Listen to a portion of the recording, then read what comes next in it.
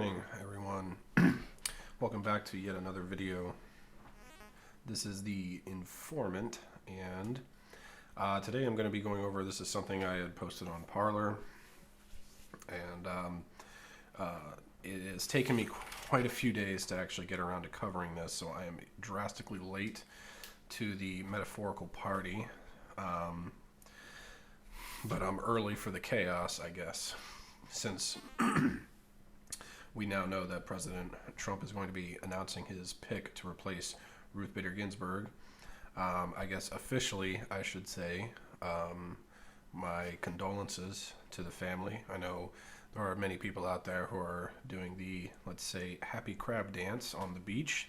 I, for one, don't like taking that approach for obvious reasons. One, being a Christian, it's never great to pray. Well, within reason, it's never great to praise someone's death, especially somebody who we just simply didn't agree with. However, whatever you disagree with on her views, if you find her views to be nefarious, that's your thought and your thought alone.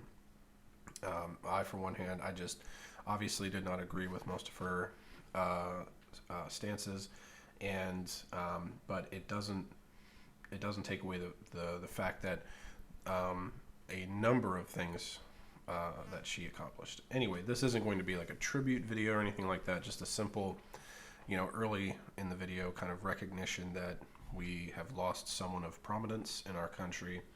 Whether that prominence is positive or negative in your view is up to you. For me, I look at it as a very sad time for the family she leaves behind, and I had only wish that instead of dying while still technically on the Supreme Court, I wish she would have had stepped down when she had the chance. That way she could have enjoyed the rest of the time that she had healthy with her family, as opposed to continuing with these obligations in the highest court of the land. But it was her decision, not mine, so we must respect it. And she fought until the end. So may she rest in peace. That being said, fill the seat. It's as simple as that. And there are so many tweets going around. I'm not even going to begin to address all of them. I can only address a few of them in the short time that I have to make this video. So basically, the arguments here go from her last dying wish was to not be replaced by the President Donald Trump, aka what she really said, supposedly, was, I want to be replaced by like the new president, like the next president, until a new president has been elected. That's the key word there that we have to keep in mind, and that is something that, just the snake Chuck Schumer has tweeted out there. Look, someone's last wish does not supersede the Constitution, and I just find it very off that would be something that she would say after being quoted in the past saying the president just doesn't stop being the president due to certain circumstances.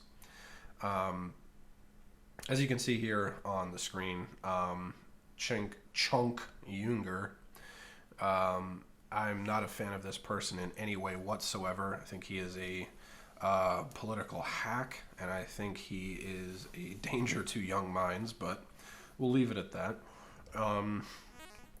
Quote, there is no way in the world we're going to let the Republicans fill Ruth Bader Ginsburg's seat as if it's theirs to let anyone fill. If the Democrats lose this battle, every single one of them should be tossed out of office. The precedent at GOP set with Merrick Garland is crystal clear. Under no circumstances. Well, you're right about that, Chunk. It is crystal clear. Here we have Robert Barnes, who is a attorney, and I know him. I've seen him on Viva. You have to forgive me if I pronounce this wrong. Viva Frey law channel. Well, he's a vlogger, but he's also a lawyer, and he's incredibly smart. He's done some amazing videos on the General Flynn case. He's also done some other videos regarding the impeachment. I mean, I think he did. I could be wrong. But mainly the big thing that I watched with him was the coverage that he did on the General Flynn case, and it was top-notch stuff. So highly recommend checking him out. So Robert Barnes also has been featured in a lot of his podcasts, and they've debated a ton of things that involve the U.S. and I like a lot of that stuff. So he's quoted with saying the actual precedent set by Joe Biden in 1992 was that a split Senate White House shouldn't nominate anyone. We don't have a split in 2020. Trump should nominate a smart minority woman with strong constitutionalist orientation. Now, I take that as kind of a intellectual's way of being tongue-in-cheek there, being a little on the nose. I could be wrong. He may firmly believe that's what he should do, but I think that was a little with a little comedic undertone there. That way, it would be a spectacle to witness the mainstream media try and throw that person under the bus, a smart minority woman. It would be great to see how they come up with some disparaging remarks for them. But I digress. Yes, this is the main argument I want to make in this video. So the whole thing here that Chunk is referring to with Merrick Garland. So President Obama was nearing the end of it was in his last term, and he had to replace a Supreme Court justice, and he nominated Merrick Garland. Now, as those of you may know, during his re-election, the Republicans had won the Senate, and, well, actually, let me take that back. So I wasn't as involved in politics as I am now. During the Obama administration, I simply just did not care as much. So I don't know if the Republicans held Congress throughout his entire presidency or if they won it back in during his re-election. Now, with that being said, it was obvious that he was on his way out, and the last thing he was going to be able to do was to nominate a Supreme Court justice on his way out the door, to kind of as like one last stick, to the GOP.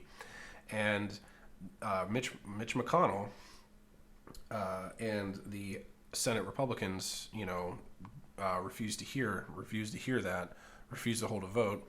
And I have to agree, because when you have a split like that with a new election and the possibility of a Republican candidate, however, at the time unlikely that was going to happen, it is wrong to do something like that. And that's where they set the precedent of a new president, not someone who's up for re-election. See, this is the thing that a lot of people are missing with this whole, snaky Chuck Schumer is trying to pass here on Twitter. But we'll get back to that. So with a split like this between the Senate and the White House, it is inappropriate, especially with the possibility of a new administration coming into the forefold. That's where it should be held for the new president, especially, well, more so with a split Senate White House. And that was a precedent set in 92 by none other by Joe Biden. Yet who now is saying, oh, we should hold the seat open. And it's just rules for thee, but not for me. Forget short-term memory loss for these Democrats. Nothing is low enough for them when it comes to getting their way. Now, like I've said this many times before, the reason why you're seeing all this hysteria since the 2016 election is simply because of this. And this goes for both sides, Republicans and Democrats, because you have the old guard Republicans who just do nothing but get in the frickin' way of things. I'm looking at you, Mitt Romney. So there's also many others that I don't have the time to go over right now. For the first time in a very long time, things didn't go the way that they wanted it to go. Now, with that being said, that's why they're having this hissy fit over literally everything, and they just can't let it go.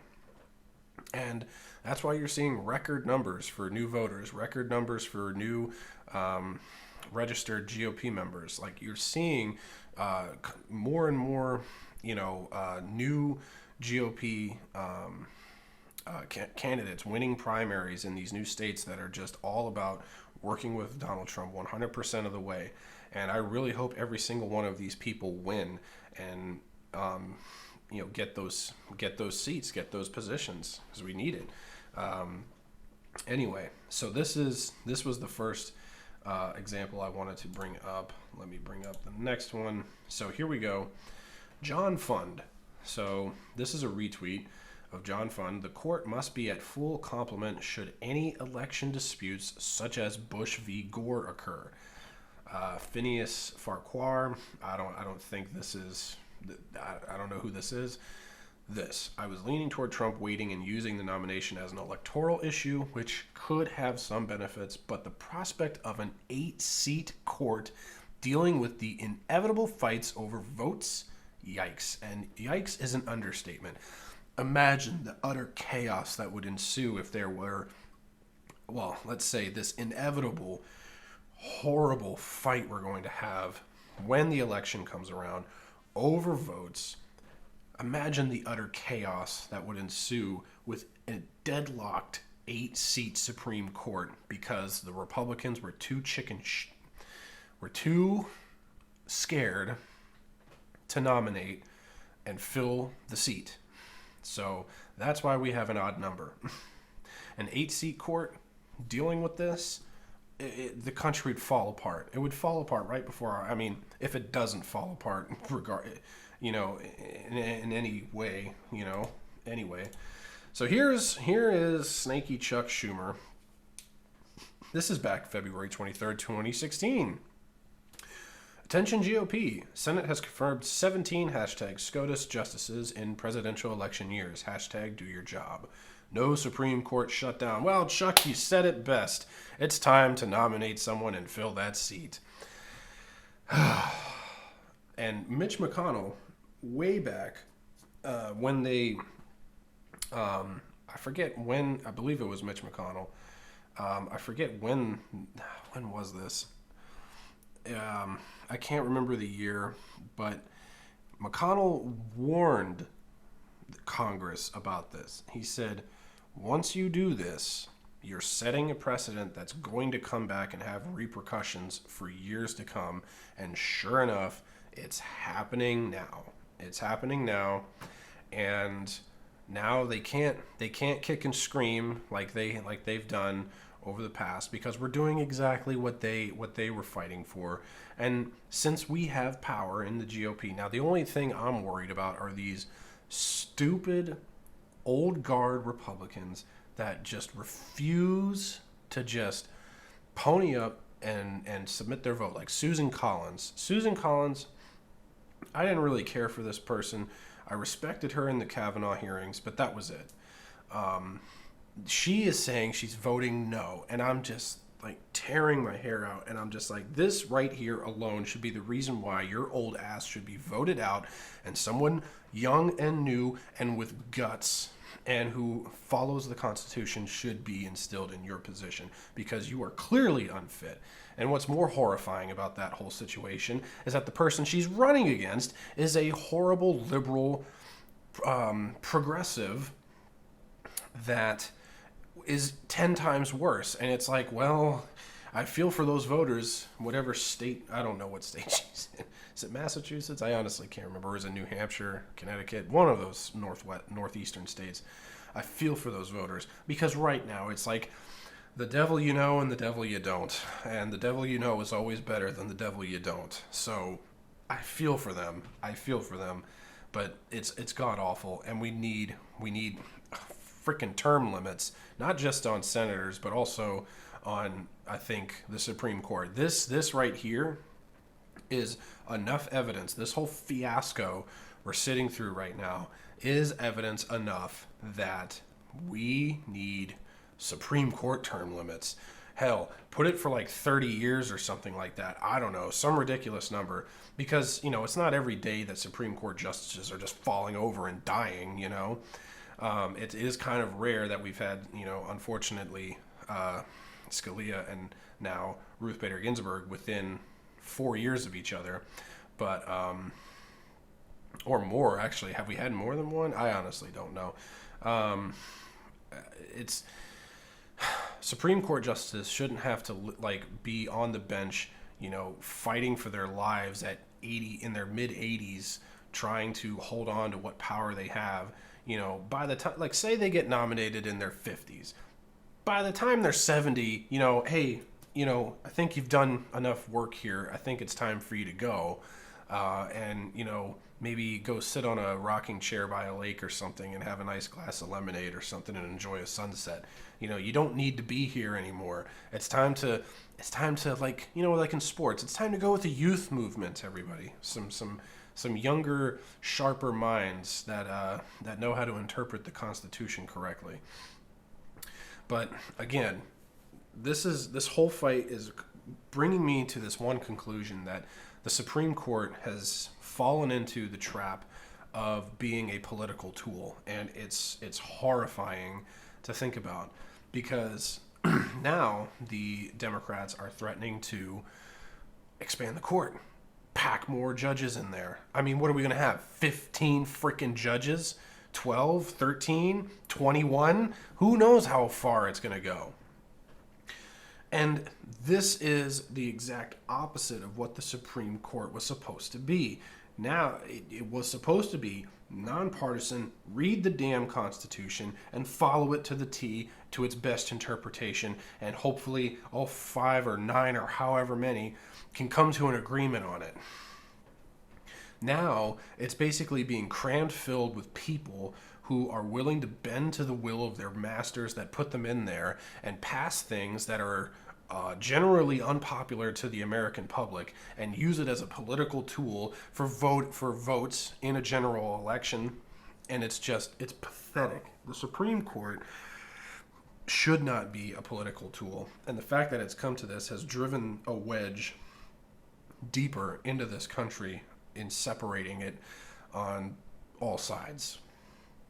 So, with that being said, we await the announcement from the president this Saturday. I, for one, hope it is Amy Coney Barrett. I would be okay with Lagoa, I believe her name is, from Florida. I would be okay with her, since Trump is, of course, it's not whether or not he should nominate a woman. It's one of those things where I think him and his strategists both knew, look, you cannot replace RBG with a guy. You just can't. You can't do it. No matter how bad you want Tim Scott to be on the Supreme Court, you just can't do it. And I agree. I agree. It's too politically risky, in my opinion, and it sucks.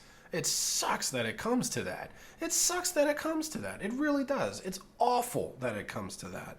Because that right there is affirmative action all the way up to the Supreme Court. It's no longer picking the best candidate, whether it's a man or a woman. It's, well, a woman feminist icon just died on the Supreme Court. We have to fill it with a woman, so let's find the best woman to fill the spot. And I'm not saying that, Tim Scott or whoever is better than or more qualified than Amy Coney Barrett or Lagoa. Not saying that. I'm just saying that you really narrow yourself down in choices, and it makes that decision a little bit more important here. So this is just vol years. And I wanted to touch on Schumer's other tweet, him saying, it was a tweet, and he also said it live when him and Sandy Cortez, AOC, were standing out there giving their spiel to the press. about holding the seat open. He said it twice. A new president is elected. A new president. If that is not red flags and sirens saying that something is up with this election, I don't know what is. I don't know what is. A new president. You are either being completely ignorant of the situation, or you really are confident that your side is going to win by one way or another. And nothing can be more evident of that than, oh geez, do I have to go dig it up? I probably should.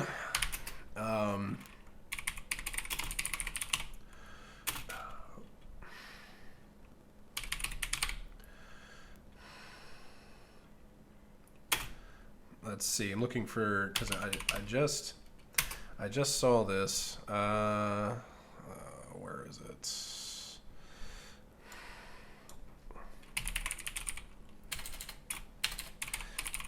I am like so unprepared for this because this is.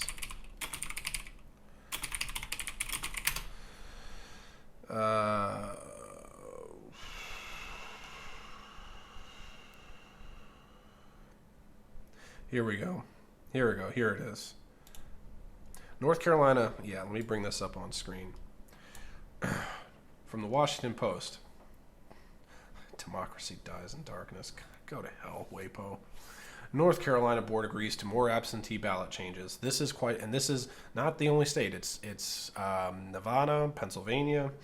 So this was yesterday. North Carolina election officials agreed Tuesday that mail-in absentee ballots returned this fall with deficient information can be fixed without forcing the voter to fill out a new blank ballot. The change, if it stands, would likely yield an upward tick in the number of counted ballots in this presidential battleground state.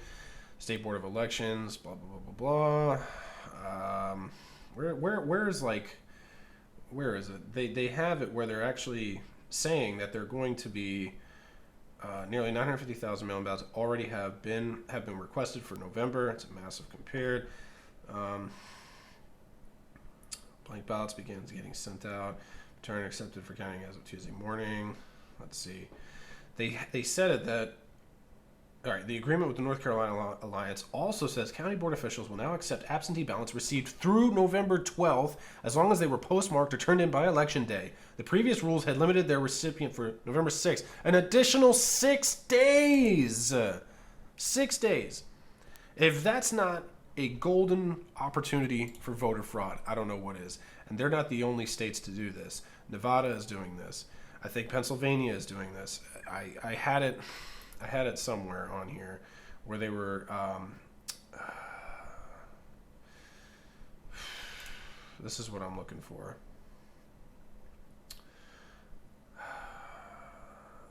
Fix. Yeah, they're joining. There was an article where it showed all the other states that are currently doing this. Damn, I hate these autoplay things. Where is it? I'm sorry I'm keeping everybody on here. I should just end the video. I saw that okay, whatever. There's like 3 or 4 other states that are doing this along with them. And like I know it's Nevada, I believe it's Pennsylvania, now North Carolina. It's like more and more of these states, and I'm just sitting here like, so we're just going to let this happen? So we're just going to stand by and let them do this. Like this isn't going to be challenged or anything. And of course, they're using the whole scary COVID crisis, even though both Dr. Fauci and Dr. Birx came out and said, you can vote in person. It is safe to do so. Apparently, it's safe to go out and, quote unquote, protest around the country. It's safe for people to go watch a football game. It's safe for freaking football players to play football. And coaches and referees to all be on the sidelines with just a mask. And they're saying, oh, that's totally fine. But voting, oh, no. Too dangerous for you to go out and vote. You need to do this at home. It's ridiculous. Tim Pool has done a great job covering this type of stuff. And he said it multiple times that he received a ballot in where he lived in New Jersey to someone who he doesn't even know, hasn't lived there in God knows how long, and he doesn't know what to do with it. God help this country, because this is this is going to get ugly, and it's going to get ugly really fast. And we are really close to Election Day, a month and a couple weeks away from Election Day, and I can't tell you how bad it's going to be, but I just know it's not going to end well. I pray it ends well. I pray that the president has such an overwhelming landslide victory that no amount of ballot harvesting will save Joe Biden's failing campaign, because you just look at him and you just wonder, how could anybody vote for this? How could anybody, unless they fully know and are okay with him not really being the one in charge. That's the only thing I can think of. Because I honestly I refuse to believe that my fellow Americans are that stupid or that ignorant that he is completely all there and competent and able to hold the most important job on the planet. Anyway, rambling now. I'll go ahead and end this video. I thank you so much for watching. If you did enjoy this video in any way, shape, or form, please hit the like button, subscribe, all that good stuff to see more content. I will definitely be doing a video in the coming days. I'll be trying to get back into doing the daily news as well. And also, I will be doing a special video on the announcement from President Trump. And of course, you can follow me over on Parler at The Informant. That's informant with a 0 instead of an O. And yeah, I will talk to you all later.